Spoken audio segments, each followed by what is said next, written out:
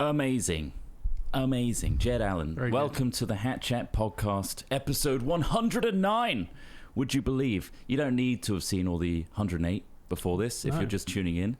Welcome. I'm Chris Trott. Hi, Chris Trott. I'm Ross Hornby. Hello, Ross. I'm Alex Smith. Hello. Alex. Hi there. Hello to everyone. It's nice to introduce us to each other finally. It's nice. Yeah, it's been a while, hasn't it? 109. We should have done that 109 episodes ago, but here we are. If you're fresh, I don't know why I'm doing like a reintroduction. Why not? Well, I don't know. I mean, it's probably good. It's one of those things where idea. if somebody just decides, they do a podcast, I'll give a listen to their latest episode and see what dumb shit. And then we go about. hardcore into politics.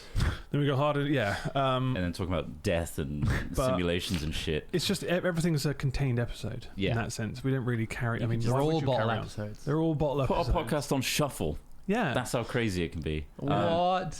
Because we're not really current events kind of guys. Sometimes we do dwell in. We laugh at current events. We sometimes talk about like film and TV. Yeah. So the main categories of what we do, we pose a hypothetical question, such as, what if you had feet for hands, hands for feet, which is really funny, and we should definitely talk about that. A toe sucker. Yeah.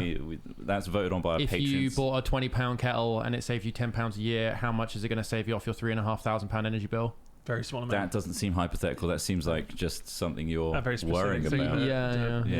We do that for a bit, and then if there's a second really good hypothetical, we do that. Yeah. And then after that, there's sometimes funny news. Sometimes the world is stark and doesn't have any funny in it, but it's always funny. It's always funny to a degree. I guess it depends on your sense of humor. Yeah, could be dark.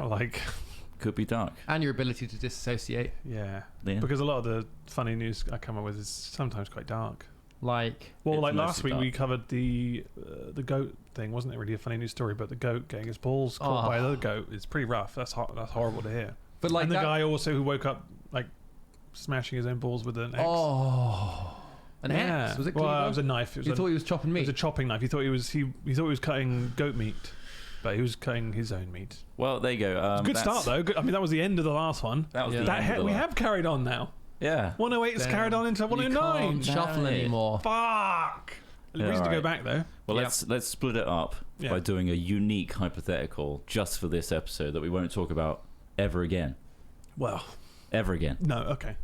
Never ever. This again. is it. This is the episode for this specific subject. What is the most voted on by our Patreons, by the way. Nice. Thanks, Patreons. Thanks, Patreons. Patreon.com/hatfilms. Financially. Yes. Lifting us to the sky. Yes. And then we're on Golden Thrones in this. I'm hoping we could commission at least 3 26-carat Golden Thrones. That's pretty cool. That would be nice. 26 carat as well. That's a particularly rare form of gold. Yeah. But 2 more. 2 more. Wow. 27 actually. So it's 1 carat extra each. Carat. Yeah. Yeah. All right. Anyway, would it be comfortable though? I don't think it would. Did I tell you about? This is just a good anecdote. Okay. Here we go. Let's do it. Sure. Yeah. Before the hypothetical. So, you know that helicopter company you used to work at? Yes. In Yeovil? Yes. Yeah. They once made a helicopter for a Saudi prince. Of course they did. That had a solid gold shower in it. Right? A shower made of solid gold, right? Because they make bespoke private helicopters. How big was the helicopter for it to have be able to lift the shower? Exactly. Yeah, big. But let alone a gold shower. So because weight is, I mean, helicopters are all about weight. You've got to make sure it's perfectly balanced. Mm-hmm. And so the Saudi prince came to visit, and he came in and looked at the shower, and it was a fixed head shower. So, because not adjustable. He couldn't fit in the shower. So they had to change the head because the head was too low, the golden head. Right, a golden head. So in order to meet the deadline, they went round to B&Q around the corner and bought a different shower head, stuck it in the gold shower, sold it to him. Really? That's what the engineers did. They had to go round to B&Q around the corner, buy an off-the-shelf £9 plastic shower head, just so it fits. Just so they could spray it gold at least. Was it like later on, like kind of adjustment, or did you say that's it? That's it. Apparently, this solid gold shower. They were happy with that. At the last moment, they just botched it to get off the line. Well, they don't know. They delivered it, and they hoped that they were just like, all right, well, there you go. Just every time I think of solid gold anything, I just think of that, and I'm just like, that seems to me like the amount of presentations I had to put together in PowerPoint to like present to the buyer, the consumer, of like, these are the intricate details of your helicopter, and like all the nuances and all the measurements and stuff that we've made recently. For them to fuck up his height. Right. That's nuts. At the start, and like, okay, it's all gold. We've really got to get this right, guys. Like, the height, he's got to be able to fit in it. Though? That's so odd, isn't it? It's like, how can anyone live like that? I mean, it's ridiculous. I mean, it's a different world, obviously. It is. Like, still. I'd like to have seen what that looks like. That's pretty cool. Yeah, I'm guessing you could Google it. I mean, super it sounds like yachts some and sort like of GT mod, doesn't it? Yeah, solid gold. I mean, imagine that they probably plated it. I can't imagine that they'd made a solid gold like shower tray. I just feel like that would be so heavy. No, it would just be plated, surely. Yeah. Like, he's not going to rip it up and be like, oh, hold on, that wasn't 5 inches deep. But it's just so tacky looking. Yeah, that's the other thing. It's just like money doesn't buy taste. No, when you like see these things covered in gold, it's like, oh, ugh, looks just a bit tacky. Well, this is the other thing. So, furniture and things like that. A furniture place I went to recently that makes ultra bespoke, high quality stuff. We're talking tens of thousands of pounds for a table, more than that, hundreds of thousands of pounds for a table, right? And their main clients are Russian and Saudi and people like that.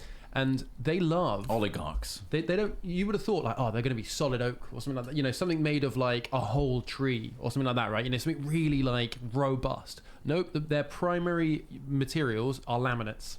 So they laminate like base wood, so like MDF, what's called inert wood, so wood that doesn't expand or warp over time, is usually man-made because you can create it with things that are inert. But their main customers are always wanting laminates because they just like the look of it, and they all just look so tacky. But like that's just taste, and that's like culture that breeds that taste, I guess. But like it's an interesting world. Yeah, totally a separate world. Yeah. Anyway, that's a little segue. Nice. So let's get on to the hypotheticals. What is it, Ross? So the winning hypothetical here, which I believe is this one, is option C, which is every time you go to bed, you wake up a week later. Discuss. Oh my God. Are you older? Are you a week older? This is like just a time travel kind of conundrum. You fall asleep and you wake up and you check the calendar. Everyone else has moved and continued that week without you. Every time you sleep. So you basically go into a week-long coma. Yeah. This would be awful. I mean, you'd never want to sleep. You'd be like, oh, I can't. I lose a week. I'm going to lose a week. Well, yeah, it would just be, you would try and stay awake as long as possible. Because, like you say. There's a little to go on here. Yeah. So, like, does everyone do that? Like, are we weak sleepers now? So, does society change to accommodate that? The fact that we lose a whole week every time we go to sleep? And therefore, like, 50% of our life at the moment is spent sleeping. It would be more like 9/10. Well, yeah, so ridiculous, man. Yeah, like you'd presume that. I mean, there'd be a couple of upsides, right? So it'd be, people wouldn't be traveling as much because you're down for a week. So things like emissions would reduce. The downsides would be, like you say, the economy wouldn't run properly. Well, it would scale down. It would scale down. Yeah, it'd have to be like, well, I'm a Monday person. Oh, are you? I'm Tuesdays. Oh, that's why we never bumped into each other. Yeah, exactly why. You'd be a Monday. Where's Eric? Oh, you'd be named like you would like that would probably become culturally part of your name. Yeah, you're a day of the week. Like Ross Monday. Ross Monday Hornby. Oh, really? Mondays? Oh, nice. I know a couple of Mondays. To Tuesday has really messed me up. Yeah. I've had to push an extra day. Yeah, I managed to stay awake to Tuesday and then shift my. There'd be a lot of like sleep drugs and stuff is like common. Everyone would be tired because they're just trying to stay. Like, I actually want to get more stuff done. I'm trying to live a longer life, but also living a shorter life. It's really not that much different though to like what we normally do, and people who burn the candle at both ends. Though, is there? Like, of course. I mean, I think everything would change. Yeah, like the economy would scale down, and manufacturing, everything would scale down. It'd be awful because if we only lived the same amount of time, like Trott says, we'd be asleep for most of it. Also, are you going to shit and piss the bed like when you're asleep? I assume we've developed technology that you just plug in your dick into a tube and your butt into a tube, right? And then you just catheter up. This sounds old. That sounds like a terrible. Because every night it's normal for us, in our week sleep. But it also reminds me of Severance, where obviously they don't know what's going on. There's you're split in two worlds. Your mind is split, and so there's this kind of element of preparation every night. Like you say, you wouldn't want to go to bed and then have to put the poop tube in. Well, there's other things to consider. Yeah, your food. You can't have fresh food because you put it in the fridge. You wake up a week later and it's all gone bad. You'd be living on the day. It's all frozen foods. Holy shit. That's a good point. So is that 52 Life would days be awful. A year? Yeah. Of living? Well, it depends how long you can stay awake. That's the challenge. Because are you a two-dayer? Yeah. So people who have narcolepsy are fucked. You're a Ross Monday Tuesday? No. I could try to. And then you're a week. But every time you wake up, you're offsetting your week by a day. It really depends on how much rest you got in that week, because obviously, if we're basing on quite a sizable amount in terms of like if you feel rested enough to stay up longer, so maybe you could stay up almost 4 or 5 days, and then have your week, and then kind of live your life like that. Yeah, but it sounds like a logistical nightmare. Like, would there be almost like a perceptive, cognitive disassociation with what is living and what is dreaming? I think it would probably lead into that. So. Yeah. Considering like the majority of your life is spent in a sleep state. Are we going to presume that you naturally go into a week of sleep? Yeah. What's the longest you ever stayed up in real life? Like now in this world? Not many. Like 28 hours probably. Yeah, I've not done a crazy entire amount. Weekend before. No, not without. Like, I mean, I've not done the kind of drugs that could happen with. And I think I could only do it. I do with loads drugs, of late night, all-nighters, and then watching the sunrise and stuff. But then I crash hard and then sleep for a week and then wake up. But then I guess in that case, sleeping for the week, you kind of can justify it, because it's not just like, I'm going to sleep for a week and then I've got to go to work again the day after. You can be like, I think the only way to justify sleeping for a week is to stay awake for a week. Yeah. But so I guess with the idea that you sleep for a week, what are the ramifications for waking up midweek? Oh, Christ. Like maybe there's like kind of like an alternate state that you're in. Because I imagine like if it was just like, well, you have to sleep for a week, because everyone says you have to sleep for 8 hours or whatever, but it's just like no one. Well, it's like not everyone does. It's like when you wake up mid-cycle, like in regular sleep, and you need like a piss, right? You kind of like shuffle some toilet and like, and like you sit down and like try not to fall asleep on the toilet, and then get back up again and go back to bed, like. Just shuffling around. Just a shuffling existence. Yeah. Or if it's worse than that, it's like that state, when you don't know if you're dreaming or not, and you have dreams that are leaking into reality. Yeah. Have you ever had those? Yeah. Where you see shit and like your brain is working really weirdly. Like it's thinking things that just make absolutely no sense. Yeah. Oh yeah. But you're still shuffling around in reality, like just trying to piss. You come up with concepts and systems in your head of certain things, and you're like, you wake up and it means nothing. Yeah, and you're worrying about something. Why was I concerned about something that was trying like almost like a production line of movements? I was like, that wasn't actually anything. Yeah, that was nothing. That was just my dream state, just thinking you should be doing this. We know very little, right, about dreams and like what's actually happening still. I certainly do. Yeah, I was going to say I'm not sure, but I'm sure some people know some stuff. Figure out. No. Well, we can do. The idea, fall asleep quickly. Something that I do know is like Darren Brown me. Like the chemistry of your brain is a little bit like the tides, right? Like they come in and go out, right? Like that's. So when you go to sleep at night, certain neurotransmitters or hormones or chemicals are released, and some are taken away. And then equally in the daytime, some are taken or recede. And then as you progress through the day, they become more and more present. And that's what helps maintain your sleep cycle. So that's all I know. Don't they say like, well, not necessarily dreaming, but like sleep repairs your brain, right? Or like kind of it's really important. Serotonin and stuff. Yeah, is it like quantum math? Is that what's going on? Essentially, where your neurons are just finding new path of least resistant pathways and strengthening. Well, let me say yes. It's different at different stages of your life as well. Because as a baby, I know that, and as a child, that's true. Where you're building neural pathways. But like you got neuroplasticity in your brain, right? So it's always evolving and changing. But you've obviously got well-worn. Well reinforced neurons that are constantly reinforced through habit, I assume. And then there's other ones that are like, well, I've got a problem to solve, and in your dream state you're kind of like forming new solutions to it. Potentially, yeah. And you wake up with the solution. Eureka! Your subconscious processes. I mean, a lot of your stresses manifest in your dreams, don't they? Like, you get like, if you're particularly stressed, you're more likely to have nightmares. As in if you're your stresses and traumas can manifest in sleep. Like that does happen. Didn't you wake up once saying that you've like kind of had an idea? You were like you wrote it down. You had something. You literally. I've had that a few times where I've never made sense of anything that's. I've had dreamt out about. It's mostly music for me, where I wake up with a full melody. That's like the whole song with all the different instruments. But like a tiny little voice memos of you singing. I do have that. Sounds like shit. And I'm that's like in a sleep deprived state, like singing it like an idiot. And then you like the rest of the day, like That sounded okay. I could probably tweak it, but no, that was just I was delirious. But I think it's happened to a lot of musicians. I'm not a musician in that sense of Bob Dylan and all that, but apparently it literally comes to people like that of like, I had a dream and I woke up and I wrote it. So like you say, if neurogenesis, the process of creating new neural pathways, is happening in sleep, then of course that would make sense. Yeah. I mean, cool. I again, like, it's just not something I know enough about to really make any. Why not though? Because I would like an answer. I've had weird dreams after like having like shrooms or whatever. I woke up. The thing is, what was weird about it was it was again, it was like a system dream where it's like I had to put a box on this spot like constantly. I had to keep putting it there, and then I woke up and I kind of was stressed out that I didn't put it back on. I wasn't doing that process. And then in the journey back, my mate had the exact similar dream where he was like touching a button and had to like. I was like, that's so weird. We didn't like watch anything like. Obviously, we were both doing. Where shrooms. were you? Oh, you were on shrooms. Yeah.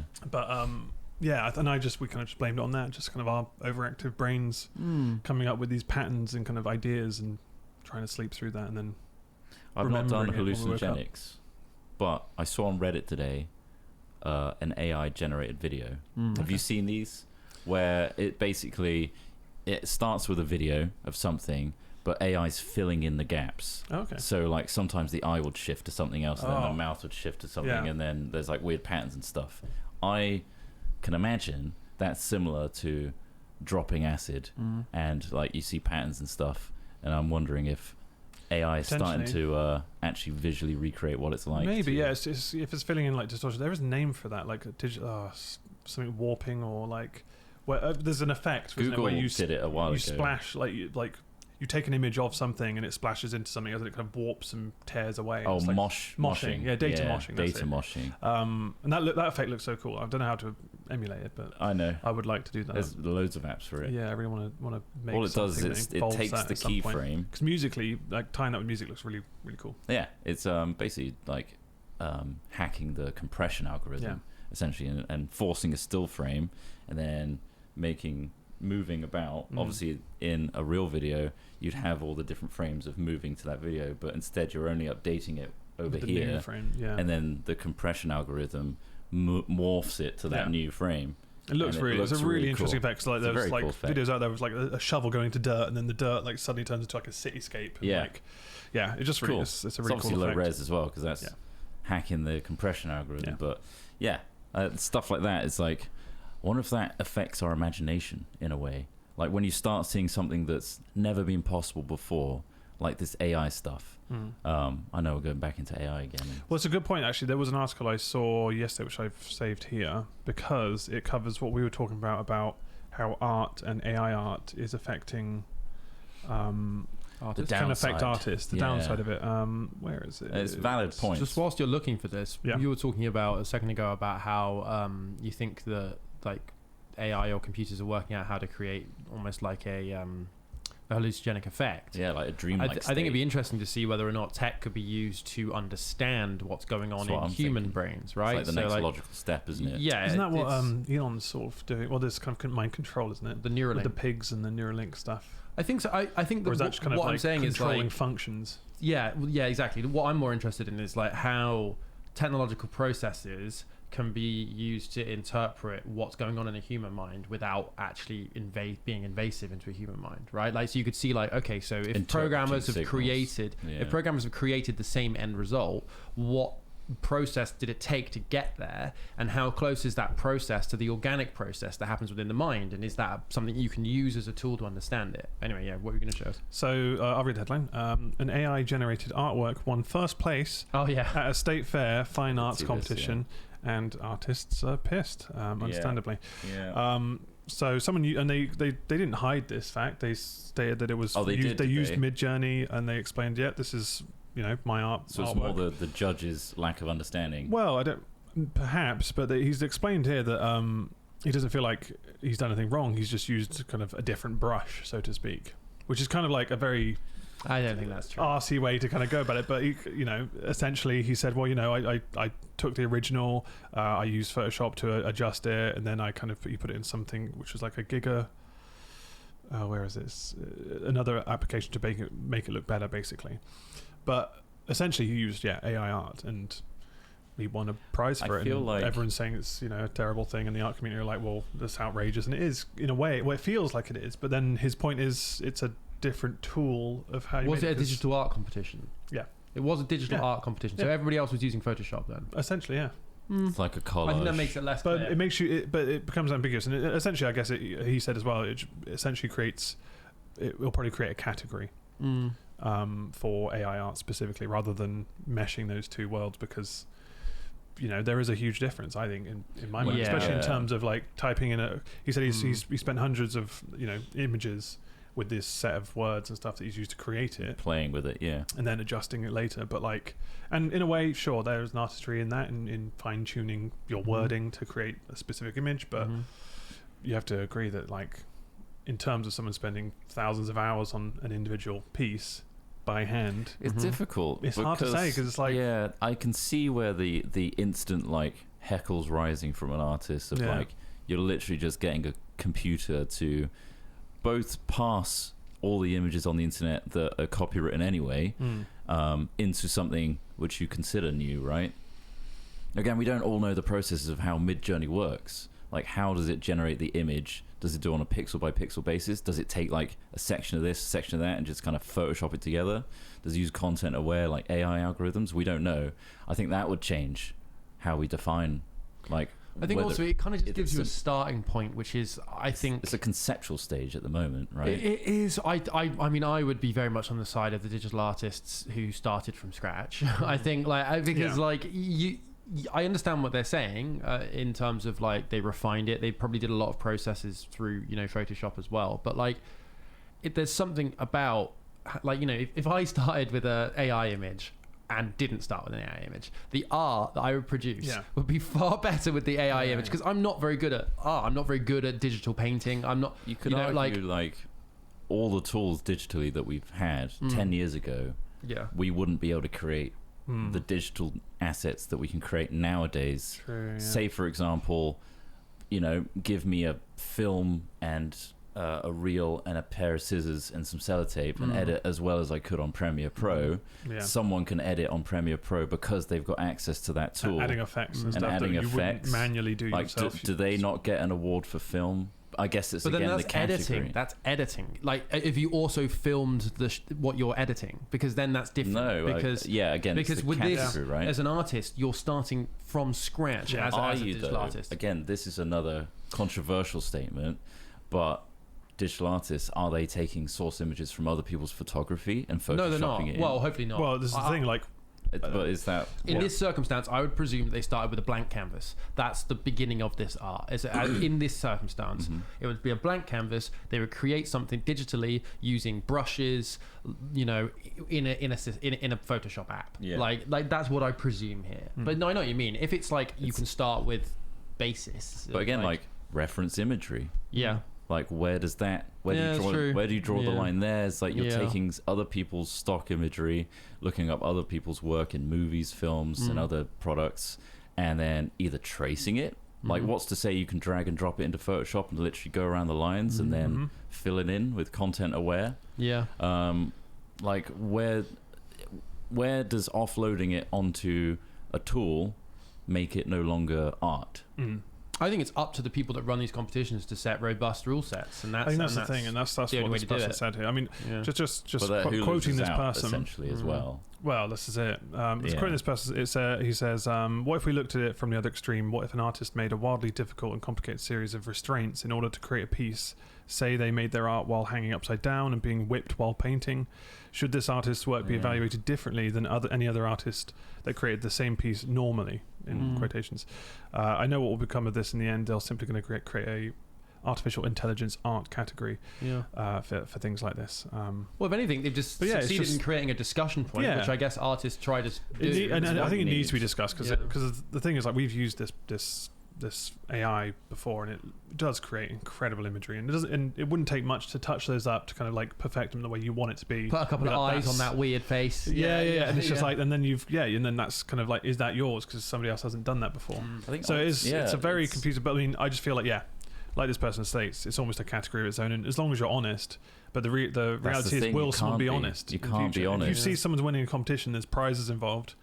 Who the fuck, anyone can get involved then. Again, like, you have to develop tools and stuff to either detect, like, it depends how important you value the outcome and like what it's being used for, right? So if it's just a product that you commissioned and said, like, I would like an environmental piece, a landscape, do you care as the person purchasing it whether it's been made by an AI or if it's been bespoke made by a person? And do you value helping someone out financially or just getting an image quicker? Exactly. And also, if people are entering competitions just for the money, like, what is that achieving for art? Like, as in, what is that competition achieving for art? If it is just like, I whacked in a really good AI image because I saw there's a load of money for this thing, then really that's just like a money competition, isn't it? Like, that's not really creating art for perhaps the broader sake of art. The broader and pushing purpose. The boundaries. Yeah. So, like, I mean, the one thing I disagree with, and that's a downside of AI art, is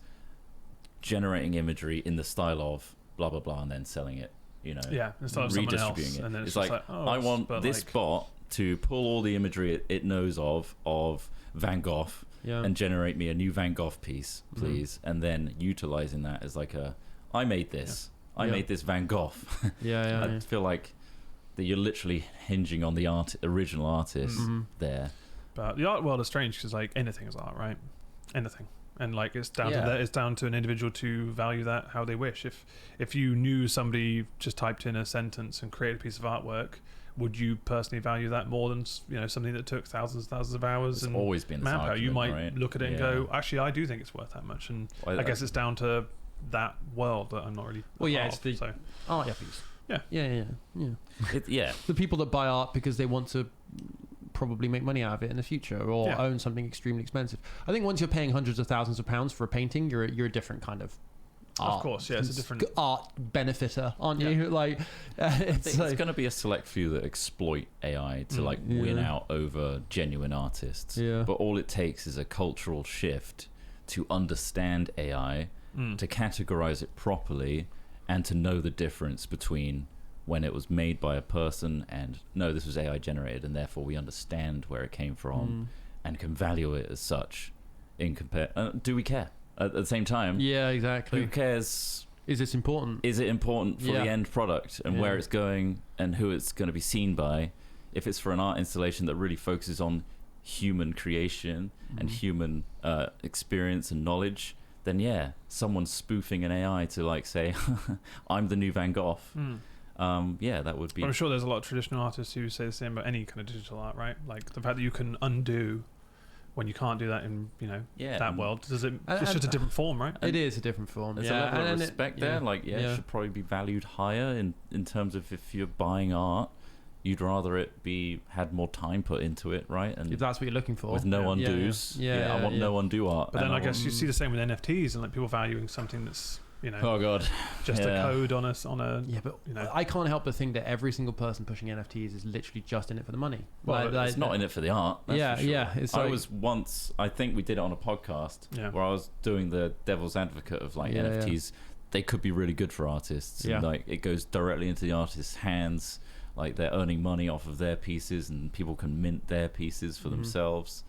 But it's just a load of people just trying to earn a quick buck off of a platform rather than caring about the art itself, which is unfortunate. And also it's really bad in terms of processing power.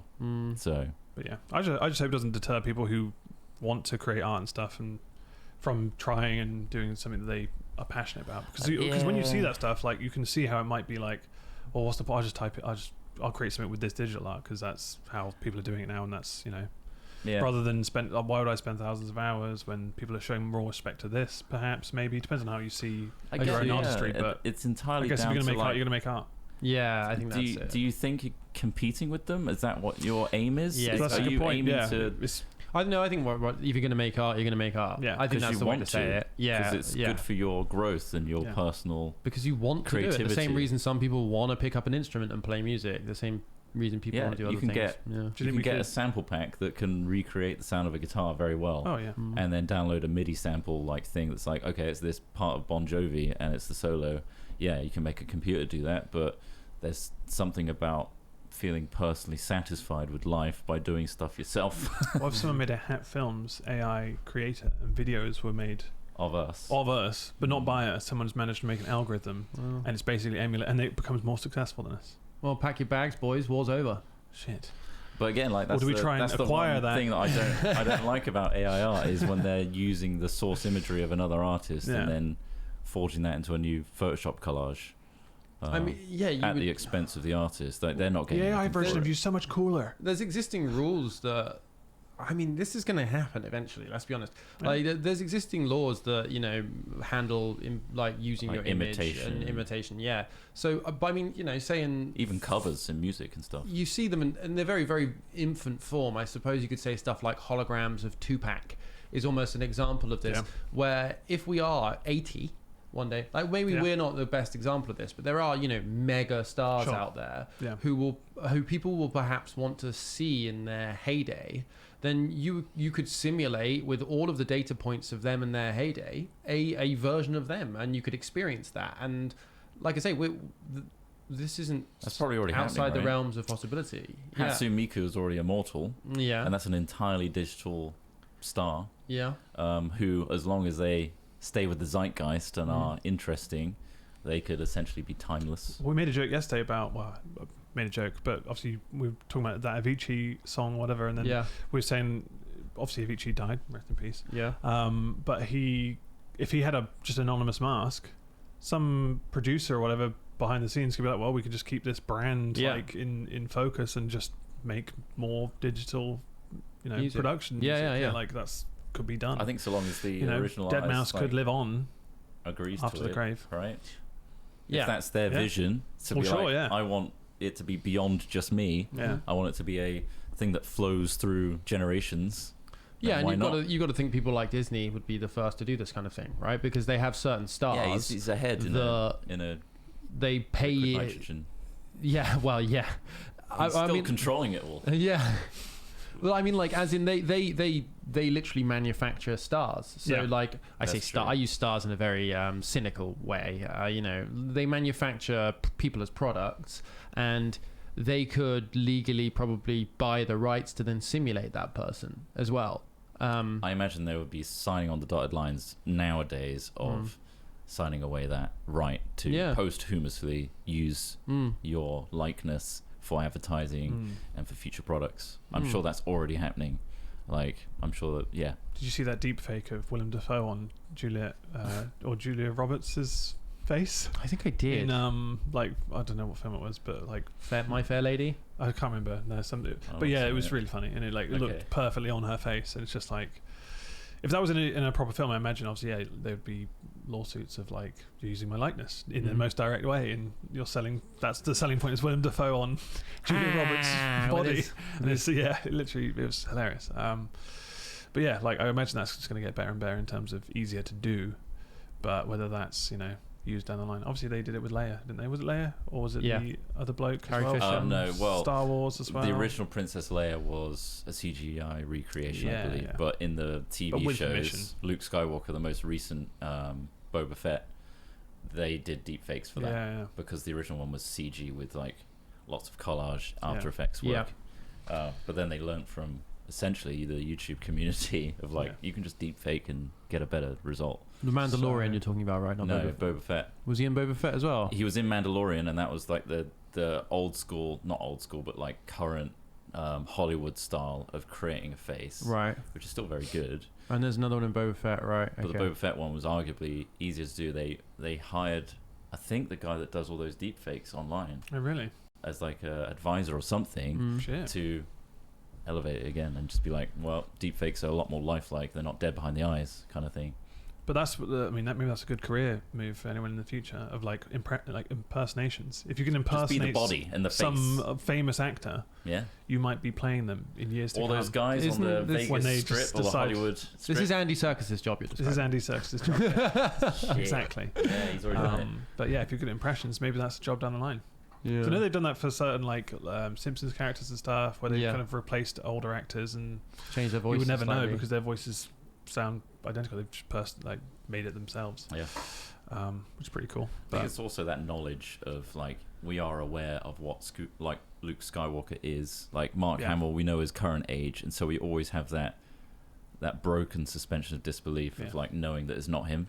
The dead behind the eyes. That was weird though. That particular image. Yeah, it was. In Mandalorian, it wasn't very good. Yeah, in my opinion. But apparently, it's really good in Boba Fett. But I just couldn't get through that fucking series. No, neither could I. It was awful. I haven't even tried Boba Fett. It's not very good. It's just really bad. Yeah. Apparently, it gets better, but I just couldn't be asked to get through it. No, wait, Obi-Wan I still haven't. I can get through that. I've watched the first episode of Obi-Wan. Yeah, but then I just kind of like wasn't that. I think we just have to accept that it's not for us anymore, guys. Maybe Star Wars is not being designed for people like us anymore, which is their choice. But it's sad. There's other stuff like Lord of the Rings. Probably. Well, I haven't. That's out today. It's out today. Do you know it was out today? No spoilers. I think it's the anniversary of Tolkien's death, which almost feels like an omen, a bad omen.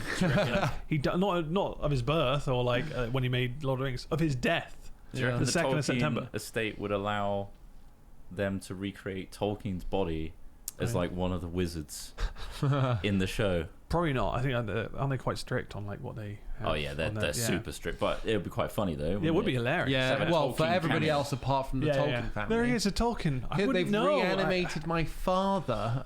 Why did they make him Bombadil? On Bombadil. But yeah, I'm looking forward to the show. Hopefully it's good. Yeah, but I mean, we'll see. We shall. But yeah, I've not seen it yet. Anyway, do you want to do the next? Let's do some funny news. Let's do some funny news. Okay. Well, is there another hypothetical or not? There is another hypothetical. Is it a funny one? It depends. Like, what do we feel like? Do we want? Is there good funny news this week? There was. Hang on. What did I find here? Oh, this one I think you'll be interested in just because it wasn't funny news necessarily, but it's just an interesting kind of discussion piece. Was about how 1 in 4 Gen Zers are planning to become social media influencers, which I know you're obviously like you have a lot to say about that because it's just. What's that?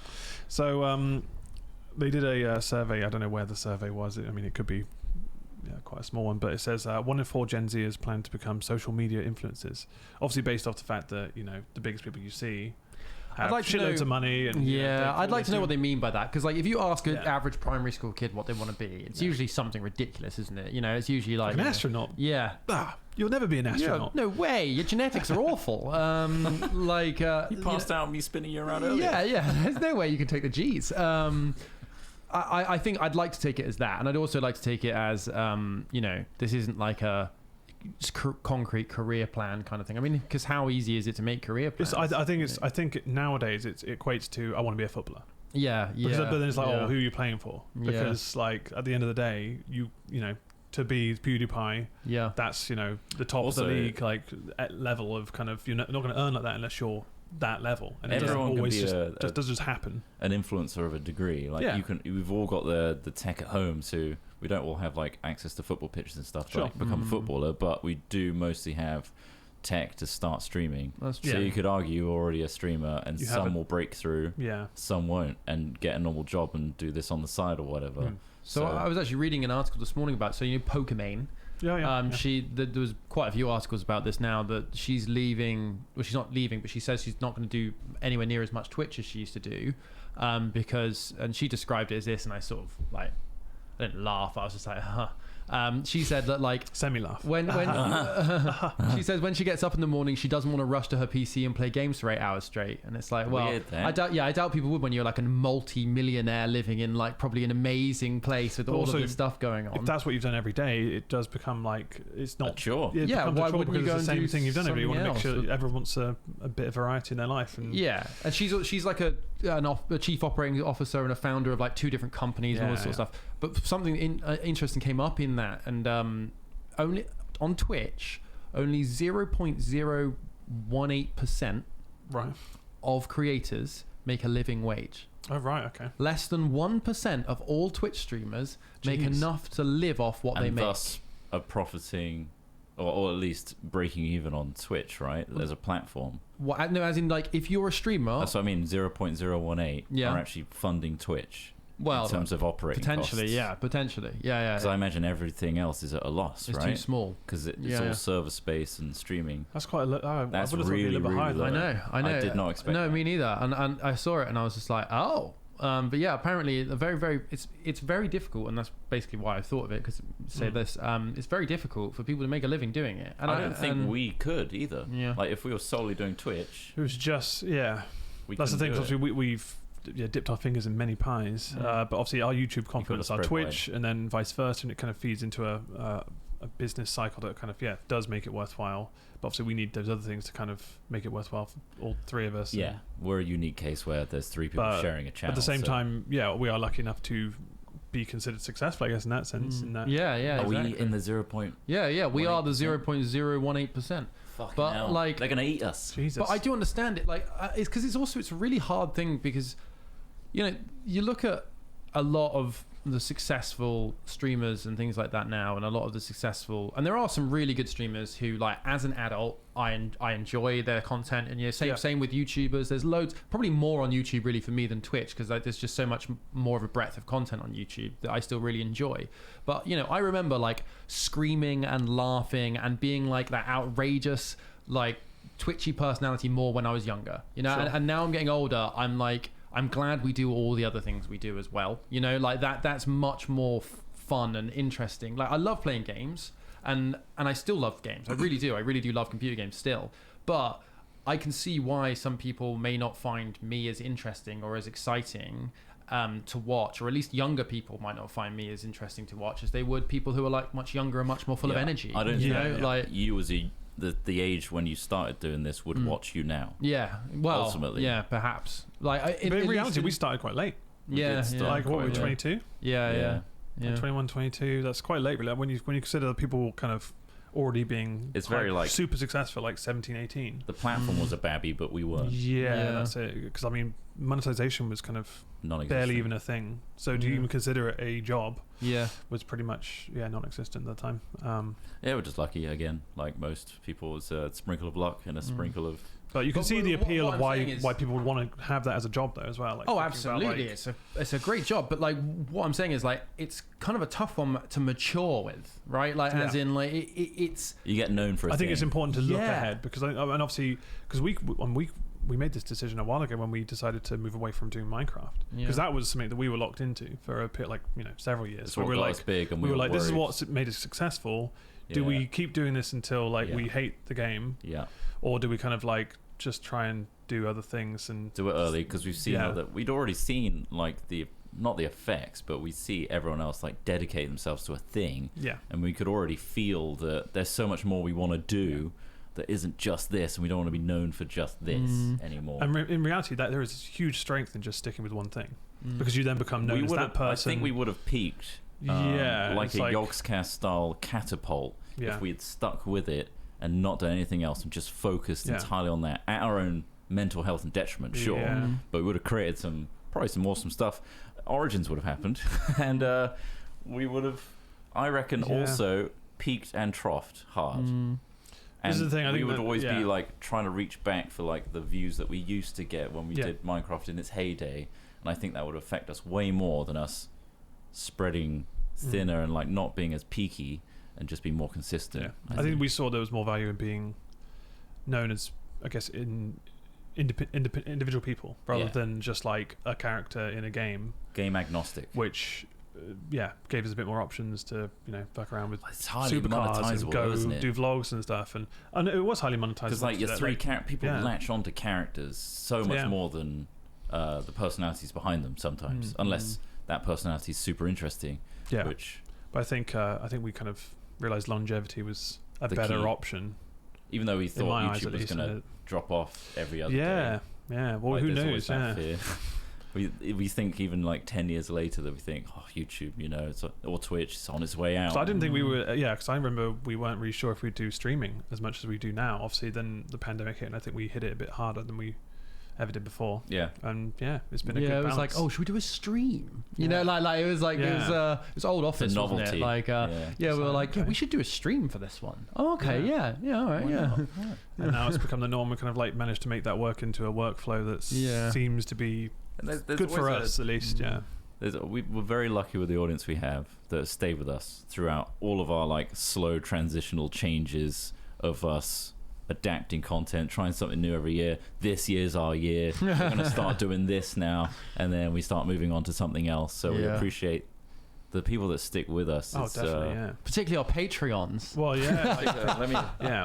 everyone who stuck with us as well. Yeah, Patreon.com. It's incredible because things like things that you don't really kind of get to grips with is one, how many people like walk through that door of Twitch, like that come through and say, oh look, I've seen these guys, and views and impressions are super interesting to look at, or just like people who know you from one specific video versus other things, and it's just like when you've got like 10 years of content online, FIFA tube guys, you haven't exactly you might, one person might have seen that one video and go, oh, that's where they're from, and that's it, and it's just like that's kind of, you can't really get your head around that. Russian roulette guys, but in terms of this, like if a kid came up to you and like asked you like, oh, I want to be a YouTuber, like what should I do? What do you reckon you would advise them?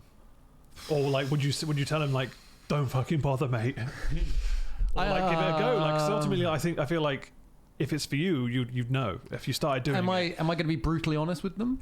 Yes, you would. Well, this is the thing, and I think you would. To factor in another case that we have heard of before, where someone spent like 8 years of their life dedicated to this kind of thing, and it hasn't kicked off. I imagine that happens. I feel like, and that might happen a lot, where people kind of stick to it and think that one day it'll happen. But I feel like it still needs to be sustainable. I think that you need to have like goals. Yeah. So I also just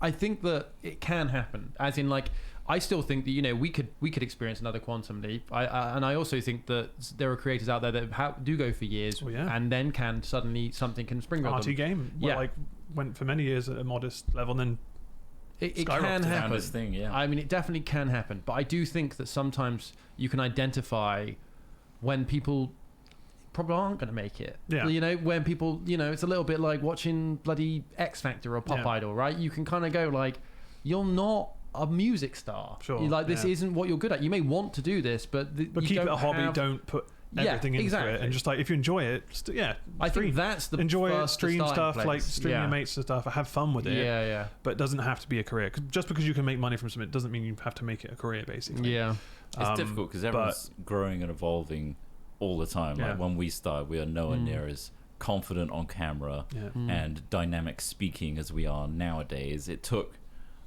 people literally watched us go from shit peaky mics to what we're at now, which I think is more comfortable, but whatever.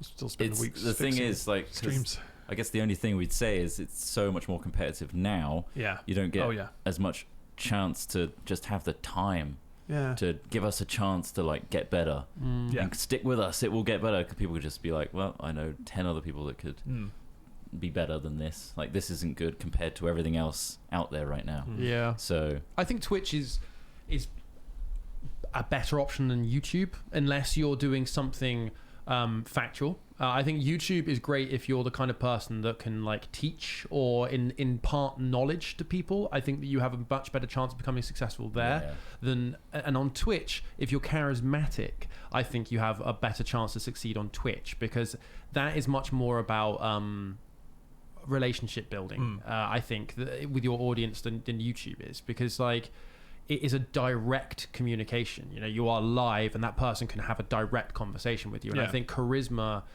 you see a lot of streamers, medium-sized streamers, that are charismatic people. Agreed. It is what I would say. But the one thing I feel with Twitch is that I don't see that being a launch, because of the amount of time you have to spend on Twitch in general to like make it worthwhile. That's the like other side I feel like of you it. have to have other things in it. Like, that's what I really love about YouTube. One, I just like having a packaged video. Like, there's something really satisfying about having an edit. Like, this is the product. This is what you're gonna watch, and you can watch that anytime. Like, that's always there. Whereas what I like about Twitch is that it's a live event. Something crazy can happen, something cool can happen, something eventful, and that's you watching that live, and it's like a sports event type thing. So I like those elements, but I feel like as a streamer, I wouldn't know how to plan ahead if I just did Twitch. I think that'd be quite hard.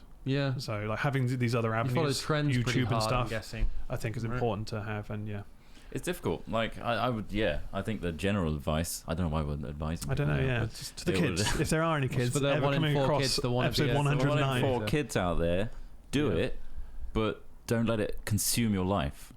Have fun with it. Just have fun with it. That's what I've been advised. That's honestly, that is literally like, if you're enjoying it, just fucking get into it. And like, if you can be creative, be creative. Like when we first started doing stuff, we were literally just fucking around with ideas, and like laughing about it, having a fun in a game, building the minds of Moria by hand. That wasn't even streamed. That was just off stream until 5 a.m.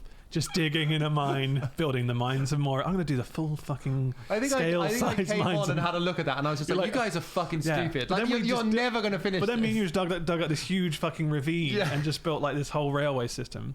And like we just... It was under sea, wasn't it? And that was literally just before we started recording. We said, well, we can do some recording. That was all survival, by the way, not creative. That was all survival. Creative didn't exist then. Fucking idiot. That was before the Nether. Yeah. And I was looking at what you'd done, and I was like doing the math, and I was like, so how long has this taken? Yeah. How much did it take to... Okay, that takes that long. That did put me off. Yeah. When you did the math, you're like, oh, I did a massive statue on top as well. Yeah. What was that? A dragon. Whereas now you can do that in a second. Yeah. Quickly. Because the tools available. The tools are available. Yeah. That's true. The voxel tools. Oh, full circle callback. Very nice. Well, in which case, this has been a bumper episode again. Indeed. Oh, we like to ramble here. It's without the time. There's no time. Normally you have a timer up there. We're at 50 minutes. So that's what I do if I slept for a week. Right, there we go. Nice. Brilliant. Thank you. I dream of being a streamer. Yay, 1 in 4 for a week long. There's 1 in 4 that make it, but only 0.018 will monetize from it. Yeah. So just bear that in mind. There might even be an extra 0 in there as well. I think it might have been 0.0018%. Oh my god. Yeah. It's tiny, and Twitch isn't making any money either, the viewer or listener. I also think a lot of people use it just for a little small group of their mates. Yeah, because it's just like, all right, let's all jump on streams and just like see. It's quite fun, isn't it? Because it's a nice little platform. But a lot of people use Discord for that now. Yeah, Discord's great. Just streaming it to your mates. Anyway, right, different subject. Yes. Thank you everyone for listening to this. I hope you're all having a great time making it as a influencer. And if not, I hope you're enjoying consuming our content as our attempt to be influencers, particularly to our Patreon supporters. Patreon.com/hatfilms. You get credits at the end of our YouTube video of this, which is available on YouTube, obviously. And you also get to pick out the hypotheticals every week. Wow, what a luxury. As well as an ad-free version. You get the ad-free version ad-free versions on Patreon. Yep. So if you're sick of ads on your podcast platform, maybe that's an option for you. And we really pack them in. We really just cram them in. You gotta monetize that shit. Anyway, also thanks to Jed Allen for our fingal. And if you have musical inclination, you have a dream and you wake up with a melody, and you're like, I want to send that to Hat Films and have that at the start of an episode, send it to our email, hatchat@hat-films.com. Or maybe some funny news you saw that week. Useful for us. It is, it's nice just to draw from there as well. Yeah. And I didn't really have funny news, it was kind of just more talking points, but still. Yeah, but that's fine. All right, well, we'll see you all in a week. It might be a day earlier next week. Oh, that's true. So just to bear that in mind. It will be. Yeah, it'll be on Thursday. A day earlier. And probably earlier in the day as well. Okay, yeah. Excellent. So that's really keeping you on your toes. Keeping you on your toes. But we're informing you a week early. A lot of guesswork. And we'll see you all then. Until then, have a great week. Yep. And see you on Twitch, right? Yeah, sweet. Okay, cool. Nice. See you there. Bye. Bye, everybody. Bye.